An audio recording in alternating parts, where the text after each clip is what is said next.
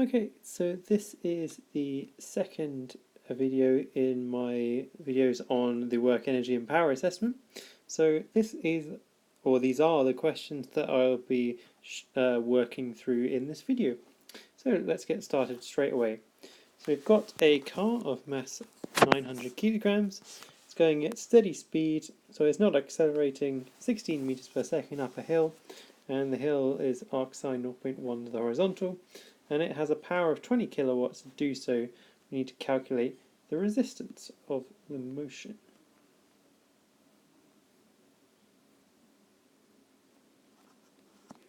Okay, so let's get cracking.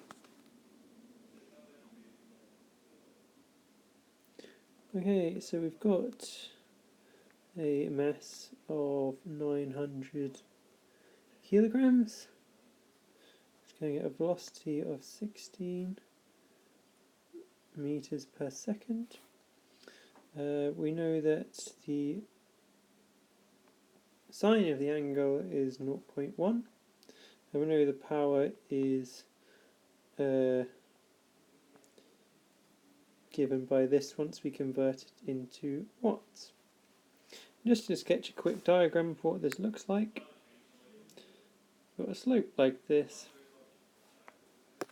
Got this side of your triangle is your delta H, and in terms of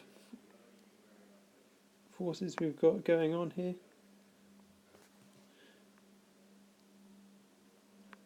we've got our component of weight force, and we also have a resistive force acting on the car. So let's first calculate the force that the car has available to drive with. So that's done by dividing the power by the velocity. So we've got 2.0 times 10, which is the 4, and divided by the speed, which is 16, which is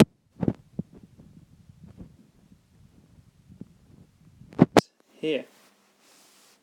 And so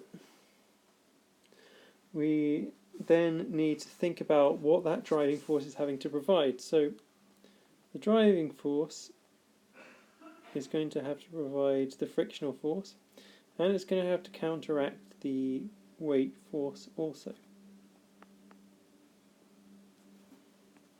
So we were asked to calculate the resistive force, so we can get that by rearranging the equation.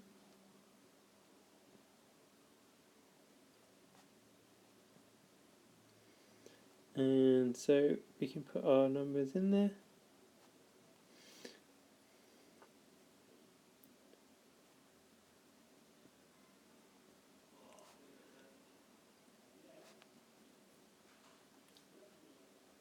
And we put those numbers in and plug them into our calculator, and you should end up with 368 newtons. Let's look at the part B.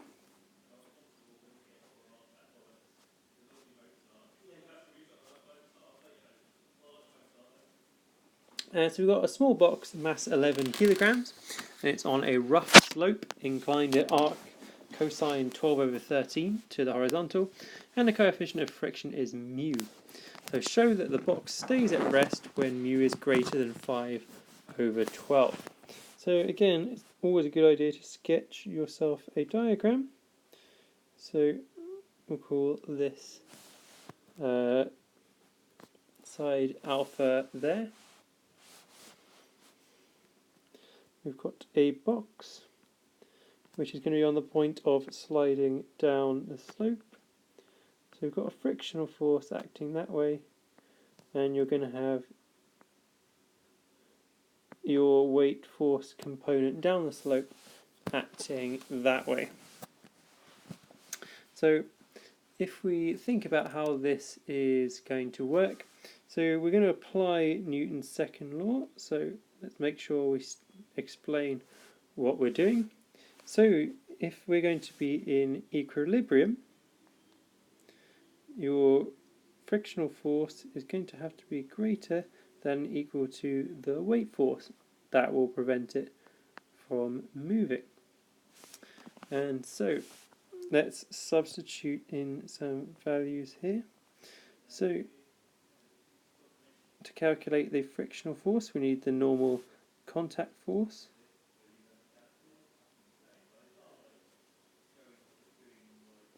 And that's going to be there. So let's look what we can cancel straight off. Get rid of your mg's. So you're given in the question that cosine of alpha is 12 over 13. So some of you may recognise this. This is another special right angled triangle of 5, 12, 13. That means your sine of alpha is going to be 5 over 13. So if we continue with our logic down here, we can get mu is greater than equal to sine alpha over cos alpha, which is going to be 5 over 13 divided by 12 over 13,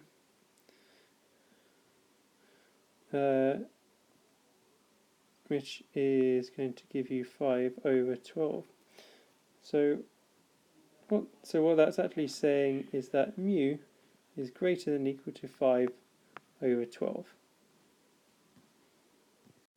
Alright, so let's move on to the next part.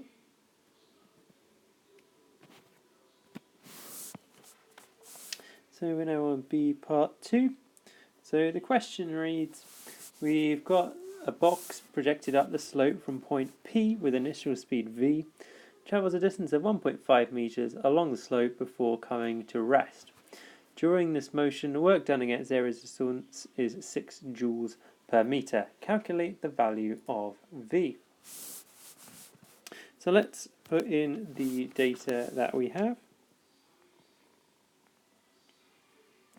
We've got the coefficient of friction, we've got the distance travelled, we've got both of our cosine and sine of alphas. So let's work out in terms of energy. So let's think calculating our GPE.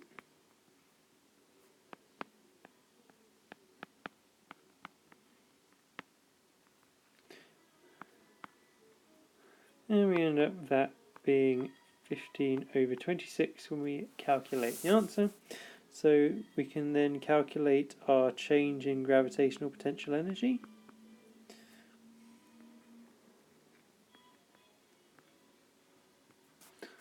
And we got 11 G 15 over 26 is 1617 over 26. So that is the change in gravitational potential energy.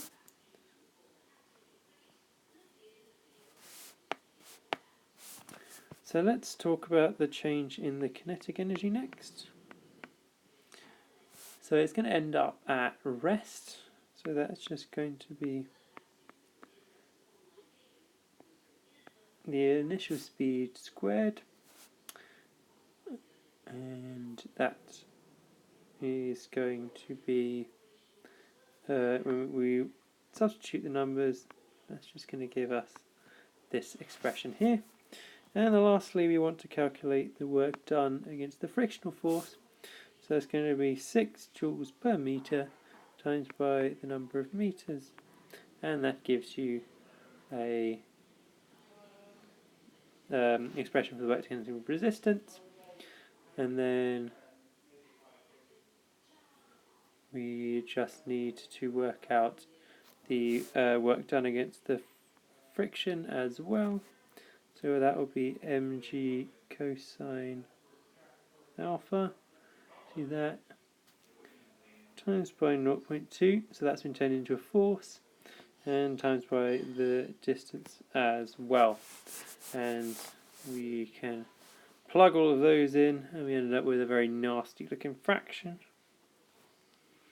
and I often find it's best to keep it as fractions at this point because it allows you to easily calculate them later on. And so, if we think about the change in energy, what's going to happen is it's going to transfer its kinetic energy into gravitational potential energy and work done.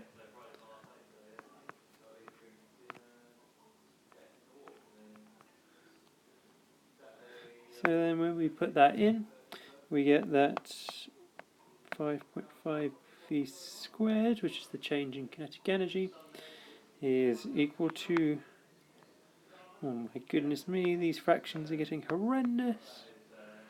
Put the numbers in correctly, and that means that v is 4.29 meters per second once you rearrange that equation and square root it. So part 3, so the box slides back down the slope and it passes through its point of projection P and later reaches its initial speed at point Q. During this motion, work out, once again the work done against air resistance is 6 joules per meter, calculate the distance PQ.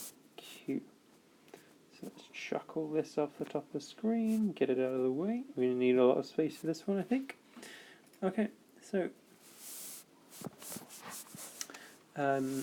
let's first deal with kinetic energy.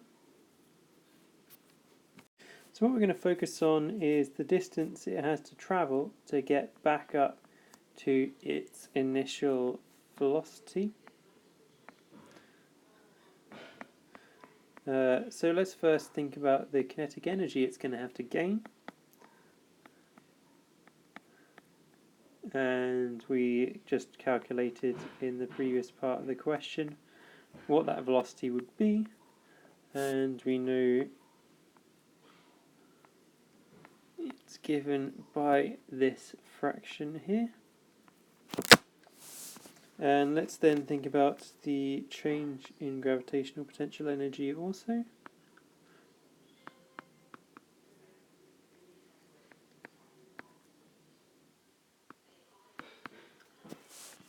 And then once you do that, we've got the mass times g times by the distance times by sine alpha, which is going to come out once we convert that all into one fraction, as this one here.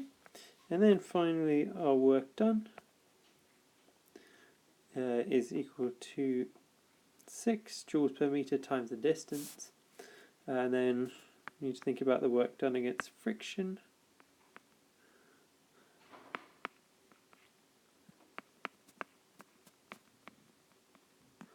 Which we can calculate like this. And if we turn that all into one fraction, we get this number, 325s. So we've got expressions for our changes in energy, so let's think about what we're going to equate them all to. So we know that the gravitational potential energy in this case is going to be transferred into the kinetic energy and the work done, which means that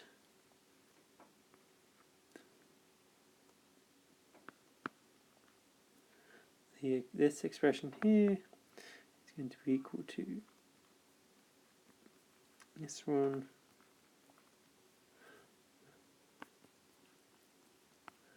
over here. Oh, I'm tired just writing this. And that gives you a distance of 6.493 to get back up to its original kinetic energy, or sorry, initial velocity or kinetic. Now we knew that point P was 1.5 from the top, so if we want to work out the distance PQ, it's this value, 93, minus the distance to P, and we end up with an answer of 4.99 meters to 3 significant figures there.